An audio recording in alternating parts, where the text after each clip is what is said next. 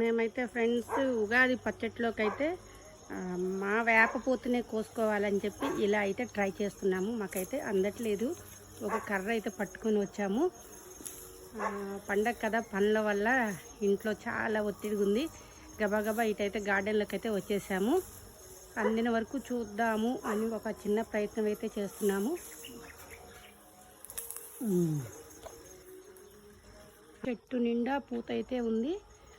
రాత్రి అయితే మాత్రం పెద్ద గాలి వచ్చింది. వర్షం వస్తుందేమో, డిస్టర్బ్ అవుతుందేమో, యాపూతంతా రాలిపోతుందేమో అనుకున్నాము. కానీ మన అదృష్టం అన్నమాట. మనకి ప్రసాదంలోకి అయితే పెద్ద గాలి వచ్చిన పూత అయితే ఎక్కడ డిస్టర్బ్ అవ్వలేదు.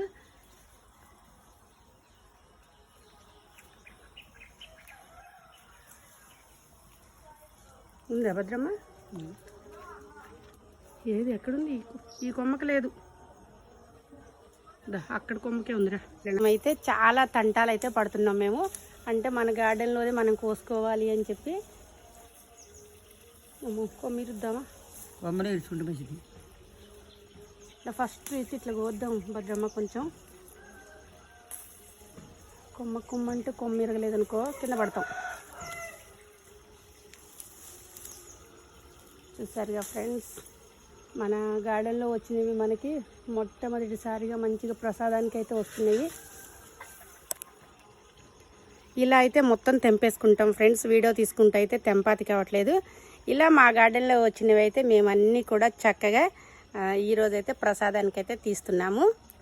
యాపపూత ఇంపార్టెంట్ అనమాట. ఉగాది పచ్చడికి యాపపూత బాగా కావాలి. సో ఫ్రెండ్స్, మా ఉగాది పచ్చడికి మా ఇంటి యాపపూతనైతే ఇలా మేము కోస్తూ ఉన్నాము. చాలా ట్రై చేస్తున్నాము. ఇలా కుర్చీ వేసుకొని మరి పైకి అయితే చూస్తూ ఉన్నాము. ఏదో నందితే బాగా అని చెప్పి ఇలా అయితే ఈరోజు మన గార్డెన్లో వచ్చిందనమాట.